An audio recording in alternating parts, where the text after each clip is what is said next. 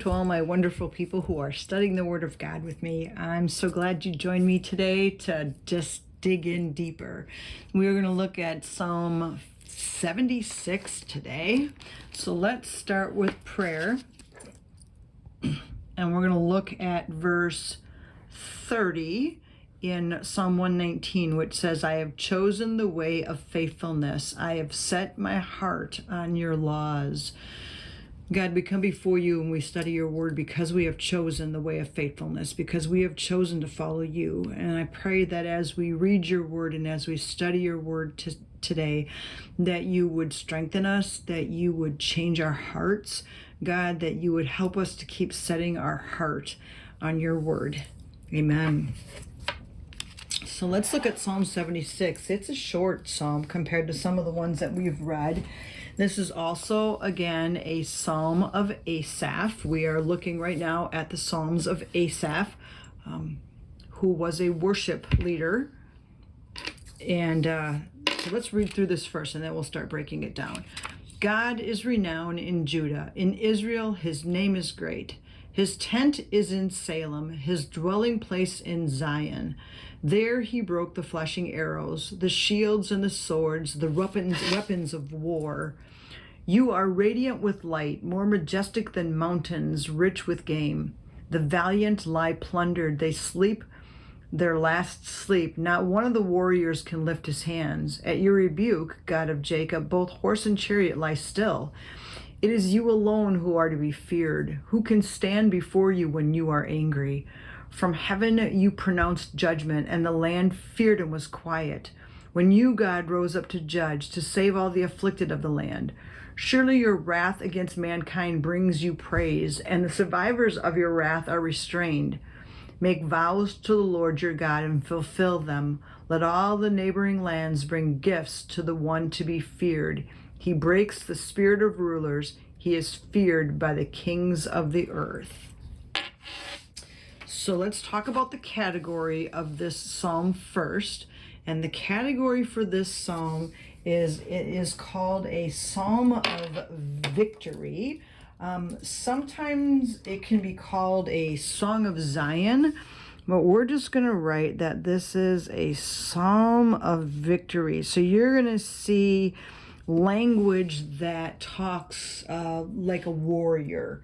That's kind of the mindset here when we're reading this. So it starts off with God is renowned or known in Judah. In Israel, his name is great. And so I looked up the word renowned because in some versions it says known.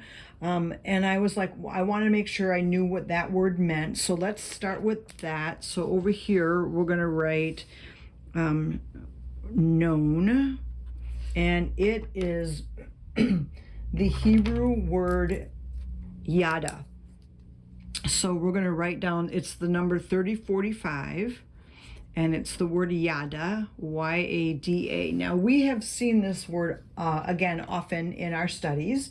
And it means to be known, but it means to be known by experience, intimate experience. So I like to write down that this means intimately known. And then by experience. That's a really good way to describe the word yada. We talk often about yada being like sexual intimacy with your spouse. So it's knowing someone very well. And that's what it's saying here. God is known in Judah. And then the second line says, in Israel, his name is great. So we're seeing both the intimate relationship between God and Israel, but also the reality that God is great. God is superior, supreme in this relationship because his name is great. So it's not about how great Israel is, it's about how great our God is. Then the next verse says this, his tent is in Salem, his dwelling place is in Zion. So I thought it would be good to look up the word tent and dwelling place to see if they mean something different or if it gives us a little bit more insight into what it's talking about here. But in general, we're turning to talk now about God's home, and God's home is located in Jerusalem. So that's basically what it's saying. But let's look up the word tent and let's look up the word dwelling place. So I'm going to write those down. So we're going to look up tent and we're going to look up dwelling place. And the word tent, it's the Strong's number 5520, and the word is sak, S-A-K, just a really simple word, sak, and it means a hiding place or a lair, L-A-I-R, lair, or it could mean like the tabernacle. Again, it's really kind of another word for dwelling place or hiding place. So hiding place, lair, tabernacle. And then the word dwelling place is 4585. And it is the word minah. It's spelled M-E-A-N, like the word mean, and then A-H, minah. And this one means a den or habitation. So I find it interesting that the metaphors that are being used to describe God's home is a lair and a den, as if he is the lion. And there's scripture that talks about him being the lion of the tribe of Judah, which if he's a lion, then that makes Judah and Israel his territory and his territory to protect. So I think that that's just a really neat metaphor going on there. So far we've talked about like his name is great, his people know him well, and he is supreme commander. His dwelling place where he chooses to live and dwell, his habitat is in Jerusalem.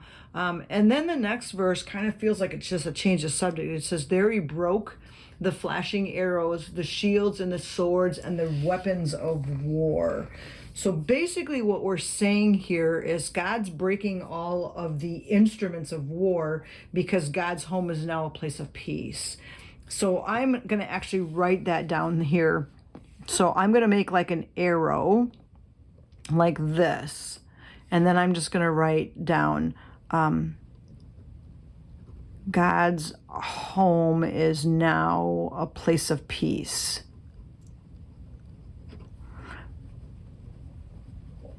And then I'm also going to write down that he destroyed the instruments of war. And again, this is part of that. We're talking about this being a psalm of victory. And there's where we see that victory because he's destroying all of the weapons of war because they're no longer necessary. So let's go on to the next part. It says, you are radiant with light, more majestic than mountains, rich with game. And actually this whole next section from 4 down to 10 is more of where we're getting more of the song, so it's getting more poetic. And this is basically a song to the divine warrior. So this is all like we're gonna sing to the warrior of what he is like. So he is radiant with light, more majestic than mountains, rich with game.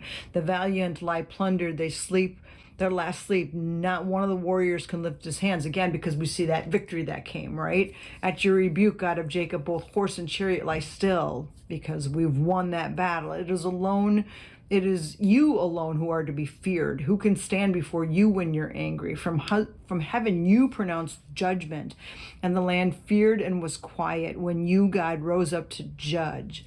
Now, for me, again, when I read this, I see just this, again, this theme of this warrior that is declared fearsome and everybody's afraid of him because he is powerful, right? And he comes forth to judge. And so for me, whenever I hear that word judge, I always want to look up which word it is in the Hebrew. So we have this statement right here.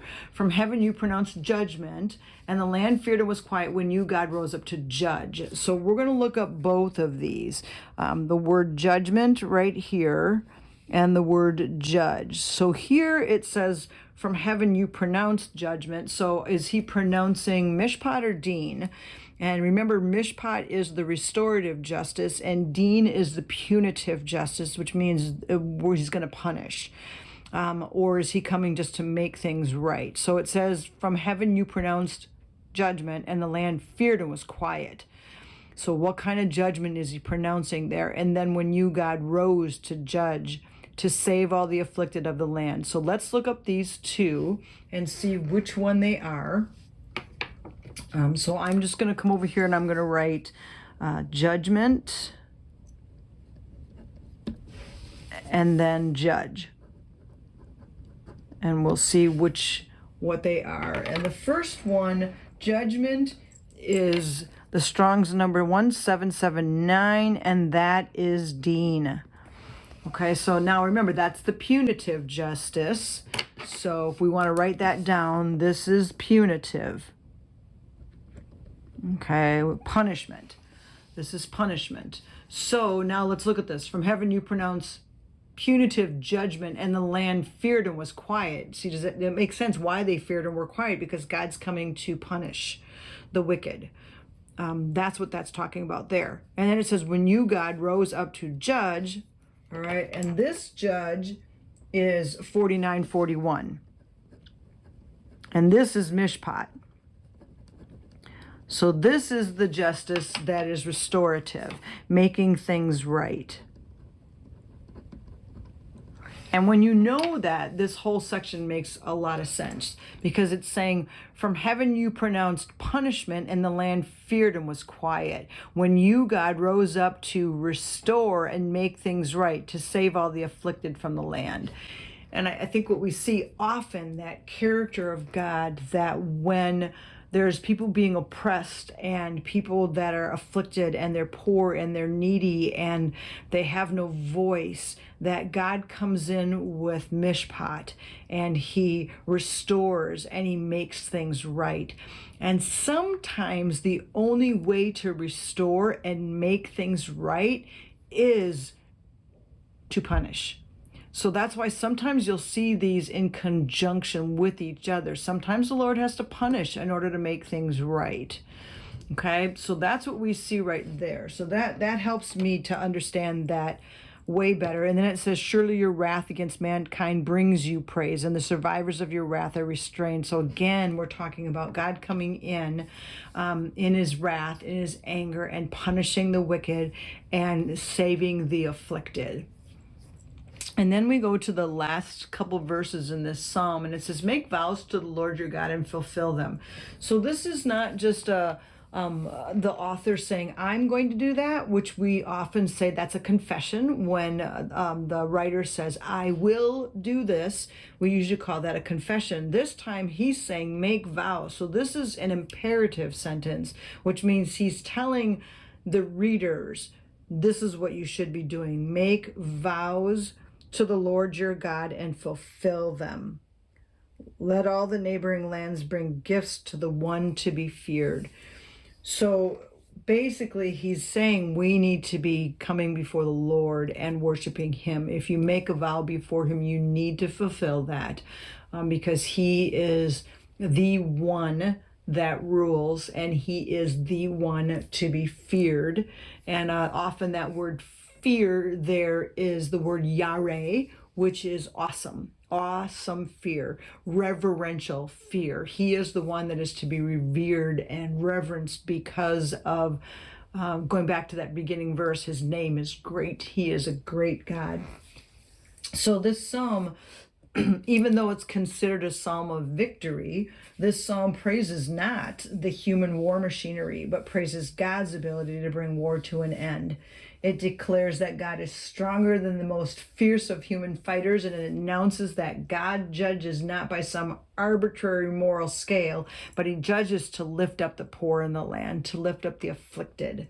And again, that's the character of God that we see so often in the Bible. And I think it's good for us to remember that and know that the God we serve cares about the poor and cares about the afflicted. And if he does, then we should. I think that's the mindset that we need to have when we read a psalm like this, understanding who our God is and what's important to him. And if that's important to him, that should be important to us in this psalm of victory. So God, I thank you that you are a God of victory. I thank you that we know you. And I pray that our knowing would be a yada knowing, that we would know you intimately, that we would know you deeply, that we would know you through experience, God, that we would find your peace because you have caused the instruments of war to cease, Lord, and that we would find our peace in you. And we thank you that you are a God to be feared and revered and a God to be honored. And yet you also care about mankind, and you care to restore the land and to restore those who are afflicted and poor and needy. So we worship you for the God you are. Amen. Well, thank you for joining me for this Psalm of Victory.